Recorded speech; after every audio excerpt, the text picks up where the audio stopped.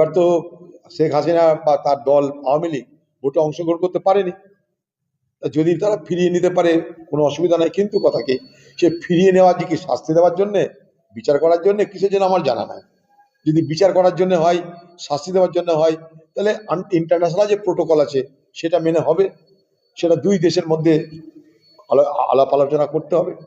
বাংলাদেশে আজকে যা সরকার, বাংলাদেশে যা মুড, সেখানটায় শেখ হাসিনা কতটা নিরাপদ সেটা উভয় দেশ দেখবে, ভারতবর্ষ দেখবে। বাংলাদেশ জামাত পার্টি তো ৮৮টা ভোট পেয়েছে, জামাতের শক্তি বাড়ছে, সে যেখানেই বাড়ুক তাদের। পশ্চিমবঙ্গের পাশে বিহারের যেগুলো উর্দু ভাষী এলাকা, সেখানটাই মিমের ক্ষমতা বেড়েছে।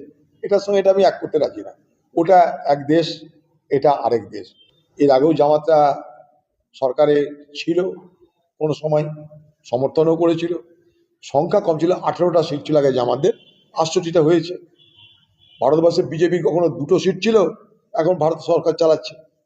আগামী দিনে জামাতাও বাংলাদেশ শাসন করতে পারে, সেখানকার মানুষের উপর নির্ভর করছে।